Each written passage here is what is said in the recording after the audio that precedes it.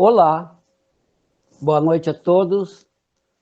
Para nós é uma alegria estarmos novamente conectados para algumas reflexões sobre a doutrina espírita. E antes de entrarmos nos temas dessa noite, convido a todos para fazermos a nossa prece. Mentalizemos Jesus, o sol eterno de nossas vidas, o amigo de sempre, o irmão de sempre, suplicando a sua misericórdia infinita, o seu amparo para todos os lares, pedindo a Deus nosso Pai, que cada lar, que cada criatura possa sentir as energias novas e os eflúvios de amor e paz, de acordo com as necessidades e merecimentos. Seja feita a tua vontade, Senhor, e não a nossa, mas que se cumpra a tua lei de misericórdia, de amor e caridade, e que assim seja. Então, nosso tema, nossa reflexão da noite de hoje é sobre o capítulo 5º do Livro dos Espíritos, que trata da lei de conservação. E na questão 702, Allan Kardec lança a pergunta aos benfeitores amigos: é lei da natureza o instinto de conservação? E eles respondem categoricamente: sem dúvida, todos os seres vivos possuem qualquer que seja o grau de sua inteligência. Nuns é puramente maquinal, raciocinando em outros. E Joana de Ângeles nos oferece reflexões mais profundas no livro Luz Viva. Ela diz que não existe motivo nenhum para a destruição do próprio corpo, porque a vida não se encerra no túmulo. É, antes de mais nada, um engano terrível. E é bom lembrarmos que nós somos espíritos, que estamos num corpo de carne emprestado por Deus. A vida pertence a Deus, não pertence a nós. Nós nos matriculamos na escola chamada Terra e os pais são médiuns da vida que nos oferecem o corpo para podermos reencarnar e aqui desenvolvermos a tarefa de evolução que a misericórdia infinita traçou as diretrizes. Então, o suicida aumenta com gravames a realização de seus deveres de dificuldade que cumpre a dever da Terra. Isso é, ele aumenta um monte as suas dificuldades, porque ele não morre, o que morreu foi o corpo que foi emprestado. Ele continua mais vivo do que nunca, infinitamente torturado por todas as dificuldades. E ainda mais, dizem os espíritos, que ocultando o orgulho que o cega e a rebeldia ante as soberanas leis que o anestesia, o suicídio não logra fugir do que deseja afastar, sofrendo larga pena de acompanhar e viver os problemas que lhe pareciam insuportáveis. O suicida demonstra ingratidão com as leis de amor de Deus nosso Pai. Então, o nosso esforço para reeducarmos a nossa mente é fundamental. Disciplinar o comportamento moral, jamais oferecendo guarida a pensamentos suicidas. Então, é necessário que nós tenhamos qualidade de pensamento, cultivo da prece, boas leituras, trabalho pelo bem geral, nos libertando do cultivo do egoísmo destruidor. Na questão 703, com que fim outorgou Deus a todos os seres vivos o instinto de conservação? Porque todos têm que recorrer para cumprimento dos desígnios da providência. Por isso foi que Deus lhes deu a necessidade de viver. Acresce que a vida é necessária ao aperfeiçoamento dos seres. Eles o sentem instintivamente, sem disso se aperceberem. No livro Céu e Inferno, Kardec esclarece que muitas criaturas, uma grande maioria, têm medo da morte. E ele vai esclarecer que para se libertar desse temor da morte, é mister poder encará-la sob o seu verdadeiro ponto de vista. Isto é, penetrar pelo pensamento no mundo espiritual, fazendo dele uma ideia exata deste mundo. Então, é o conhecimento, é o estudo, é o aprofundamento desse conhecimento que a doutrina espírita nos oferece através das obras básicas, desmistificando a morte. Porque a morte é do corpo. Nós que falamos, que pensamos, que agimos, estamos voltando para casa, que é o mundo real, verdadeiro, que é o mundo espiritual. Isso aqui na Terra é uma escola passageira, muito rápida. A gente vem, está um tempo, desenvolve as tarefas e volta para casa. Esse temor, diz Kardec, descresce à proporção que a certeza e aumenta e desaparece quando esse estudo começa a completar-se. E lá no Evangelho segundo o Espiritismo, no capítulo 5º, item 16, explicam os espíritos superiores. A incredulidade, a simples dúvida sobre o futuro, as ideias materialistas, numa palavra, são os maiores incitantes ao suicídio, que ocasionam a covardia moral. Então, afirma Joana de Ângeles, suicidar-se jamais, nem pelas atitudes violentas, nem pelos largos métodos indiretos elaborados pela insensatez e sustentado pelo materialismo. Está lá no Luz Viva, da Joana de Ângeles. E na questão 704, Kardec questiona, tendo dado ao homem a necessidade de viver, Deus lhe facultou, em todos os tempos, os meios de o conseguir? Certo. E se eles, o homem, não encontra, é que não o compreende. Não fora possível que Deus criasse para o homem a necessidade de viver sem lhe dar os meios de consegui-lo. Essa é a razão por que faz que a terra produza de modo a proporcionar o necessário aos que habitam, visto que só o necessário é útil, o supérfluo nunca o é. Na 705, porque nem sempre a terra produz bastante para fornecer ao homem o necessário? É que, ingrato, o homem a despreza. Ela, a terra, no entanto, é excelente mãe. Muitas vezes, também, ele acusa a natureza do que só é resultado da sua imperícia ou imprevidência. A terra produziria sempre o necessário, se com o necessário soubesse o homem contentar-se. Se o que ela produz não basta a todas as necessidades, é que ele, o homem, emprega no supérfluo o que poderia ser aplicado no necessário. Então, nós é que não sabemos interpretar. Usamos para o supérfluo. E não é este o caminho. Na 706, por bem da terra unicamente se deve entender os produtos do solo.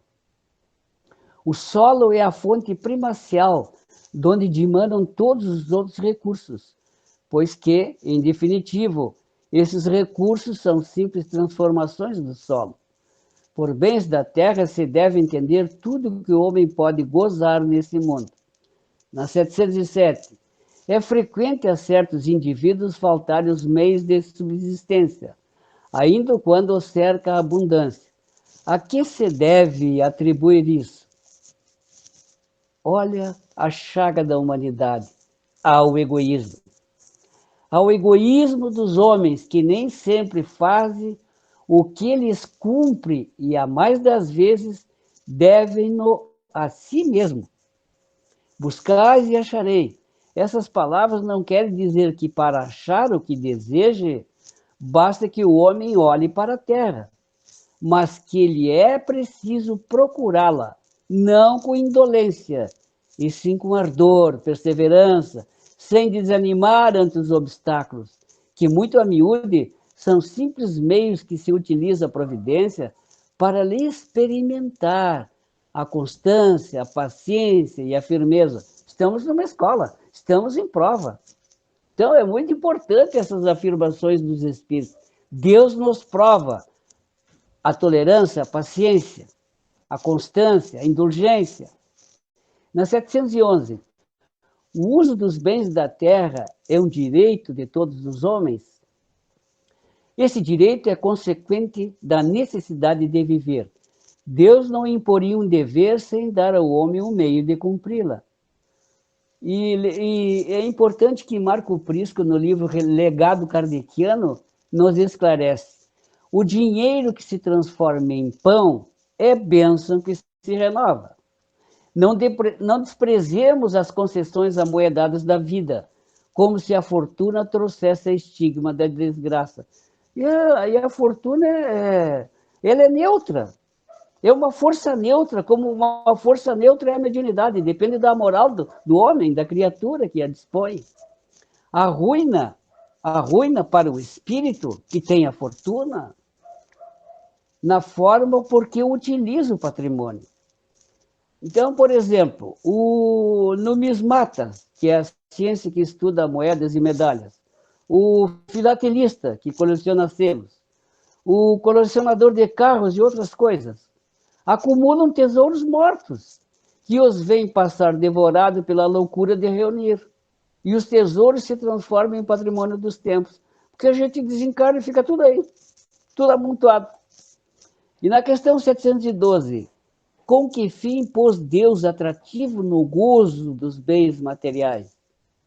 Para instigar o homem ao cumprimento da sua missão e para experimentá-lo por meio da tentação. Também Marco Prisco, do Legado Kardeciano, nos esclarece, nos convida a essa meditação. Quando chegar a irritação, quando chegar a cólera, silencie, ore. Desculpe aquele que lhe cria problemas em si mesmo, o problema se complica. Observe antes de agir. Precipitada, qualquer solução é inadequada e falha. Analise a força da fé. Enquanto ruge a tormenta, reforce a crença. Ofereça a tentação, a contabilidade da experiência vitória, que se alcança pode ser considerada lucro na caixa da vida. Quem se encoleriza mantém contato com o mal e, do ódio ao crime, a distância é um passo. A cólera é mensageira da loucura, sinal vermelho aberto, pronunciando perigo à vista, danificando as resistências do corpo, da mente, da alma, surgem as complexas peças de desajuste, tais como a intoxicação, a irritabilidade, a aneurisma, a obsessão. A maioria dos processos de obsessivos de difícil refazimento enraizaram-se nos temperamentos apaixonados e irritáveis. Então, a sugestão dele, previna-se, defenda-se em qualquer dificuldade, recorde-se de Jesus. Qual o objetivo dessa tentação que Deus nos propõe? Desenvolver-lhe a razão, que deve preservá-lo dos excessos. E o Emmanuel esclarece no livro Roteiro que a tentação, qual ocorre com a árvore, a equilibrar-se sob as próprias raízes, guardamos o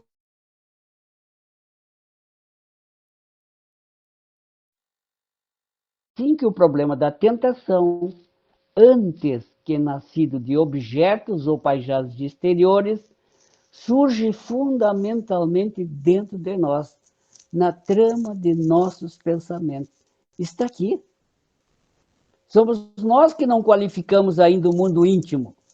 Somos nós que não lutamos ainda pela nossa informação para nos espiritualizarmos, nos prepararmos, sairmos da mesmice e qualificarmos o nosso mundo íntimo, fazendo uma viagem interna pela meditação, pela leitura, pela prece, descobrindo realmente quem nós somos. E Marco Prisco nos alerta, resguarde-se da preguiça. Mãos paralisadas são alavancas vencidas pela inutilidade. Resguarde-se de ofender. Quem atira pedras a esmo, alguma poderá atingir a cabeça do arremessador. Resguarde-se de acusar. Lembremos-nos de André Luiz. Quem aponta um dedo para lá tem 3 para cá. Quem profere sentença contra os outros, sentencia-se a si mesmo. Resguarde-se da insensatez, do comodismo, da maledicência. Pratique a indulgência, pratique a caridade, pratique o amor, pratique a paciência. Também é trabalho, também é elevação. Na questão 713 do Livro dos Espíritos, traçou a natureza limite aos gozos? Traçou para vos indicar o limite do necessário, mas, pelos vossos excessos, chegais à sociedade e vos punis a vós mesmos. Diz Joana de Ângeles no livro Leis Morais da Vida. O dinheiro em si mesmo não tem culpa. Não é bom nem mal. A aplicação que se lhe dá torna-se agente do progresso social, desenvolvimento técnico, físico e até moral, ou ao contrário. Na questão 714, que se deve pensar do homem que procura nos excessos de todo gênero o requinte dos gozos? Pobre criatura, dizem os espíritos, mais digna é de lástima que de inveja, pois bem perto está da morte. Perto da morte física ou moral? Ambas, responderam os espíritos. Ele se coloca abaixo do bruto. Na 715, como pode o homem conhecer o limite do necessário? Aquele que é ponderado o conhece por intuição. Muitos só chegam a conhecê-lo por experiência e à sua própria custa. Há muito desperdício na face da terra, no mundo, fomentando larga faixa de miséria entre os homens.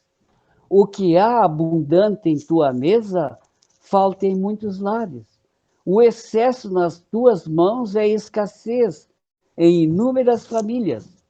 O que te sobra e atiras fora, produz ausência em outros lugares.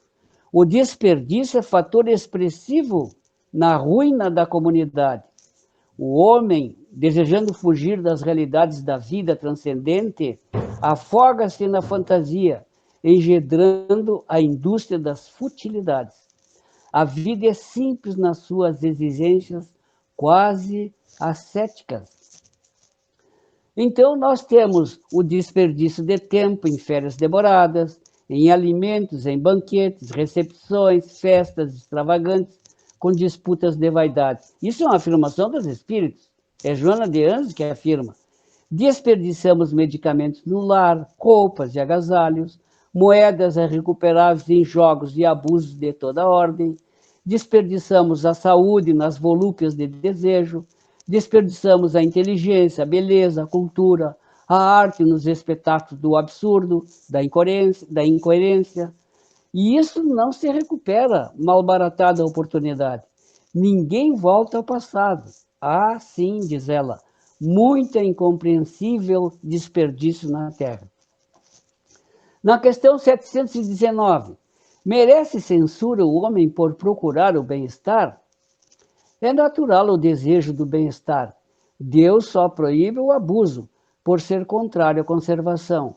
Ele não condena a procura do bem-estar, desde que não seja conseguido à custa de outrem, e não venha diminuir-vos nem as forças físicas, nem as forças morais.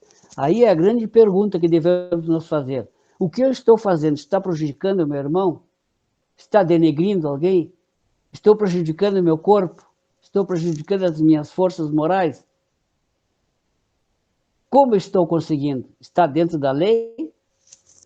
Na 723, a alimentação animal é, com relação ao homem, contrário à lei da natureza? Dada a vossa constituição física, a carne alimenta a carne, do contrário, o homem perece. A lei de conservação lhe prescreve, como um dever, que mantenha suas forças e sua saúde para cumprir a lei do trabalho. Quer dizer, o trabalho é lei da vida. Ele, pois, tem que se alimentar conforme reclame a sua organização. Claríssimo, né? 727. uma vez que não devemos criar sofrimentos voluntários, que nenhuma utilidade tenha para outro. Devemos cuidar de preservar-nos do que prevejamos ou nossa ameaça, ou que nos ameaçam. Contra os perigos e os sofrimentos é que o instinto de conservação foi dado a todos os seres. Fustigai o vosso espírito e não o corpo. Então o problema é moral. Nós temos que nos corrigir, nós como espírito. É o espírito o problema, não o corpo. Mortificai o vosso orgulho, que não está no corpo, está no espírito, no ser pensante, na inteligência. Sufocai o vosso egoísmo, que é a praga da humanidade, que se revela nas atitudes, nos sentimentos, que se assemelha a uma serpente a vos roer o coração. E farei muito mais pelo vosso adiantamento, que infringindo rigores que já não é desse século. A grande questão das dores e sofrimento na Terra é o egoísmo. Sempre aparece como causa essencial. O egoísmo é remanescente das paixões inferiores que predominam em sua natureza animal. Vige com vigor, logrando triunfos de mentira com que não consegue saciar a sede dos gozos, nem organizar o bastião da segurança em que busca apoio sistemático. A mentira, a calúnia, a infâmia, o perseguidor, o sensualista, são todas facetas do egoísmo. O avaro, o assaltante, o vício, o misantropo, ainda facetas do egoísmo feroz. É claro que o egoísmo é um morbo pestilencial, consumindo aquele que o agasalha, destrói em volta, sem embargo, aniquila. O conhecimento da vida espiritual, e aí o espiritismo é extraordinário, constitui o antídoto eficaz e tão violento quanto o generalizado mal, o egoísmo.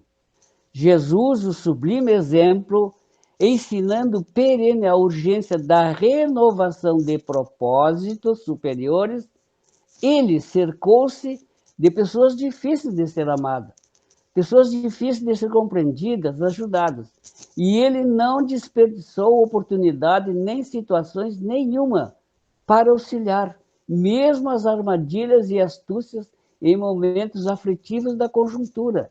Ele aproveitou todo esse tempo, todas as criaturas, para auxiliar, para amparar, não desperdiçando assim a demonstração do valor do ideal e da vivência no bem. Jesus conseguiu a todos renovar e a tudo modificar, em razão dos objetivos elevados do seu ministério entre os homens. Jesus, sem reclamar contra o pecado, renovou o pecador. Sem invectivar a astúcia, renovou as vítimas da perturbação bem urdida. Sem reagir contra os que o perseguiam em caráter contumaz, renovou todos os que facultavam a sua palavra. Então, ele é o exemplo. Jesus é tudo em nossa vida. Ele poderia ter vindo para a terra e trazer 12 ministros superiores.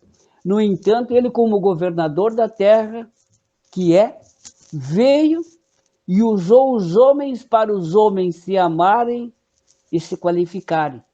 Pegou pessoas simples para o seu ministério de apostolado e vivenciou o amor.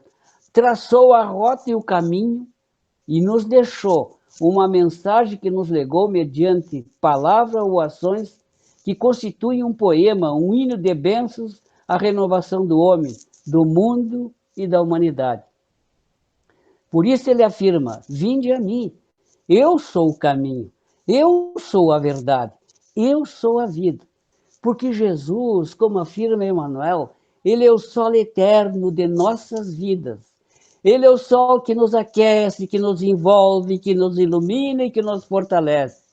Jesus é o mestre, é o amigo, é o irmão mais velho, que estende seus braços para nos auxiliar. E como disse ele mesmo: vinde a mim, eu vou para meu Pai, vosso Pai, e prepararei para vós a vossa estada, e te esperarei quando conseguires superar-te a ti mesmo, porque eu venci o mundo e tendes condições de superar o mundo pelo caminho da paz, do equilíbrio, da vivência do amor e da caridade. Que Ele nos ampare, que Ele nos proteja, hoje e sempre, e que assim seja.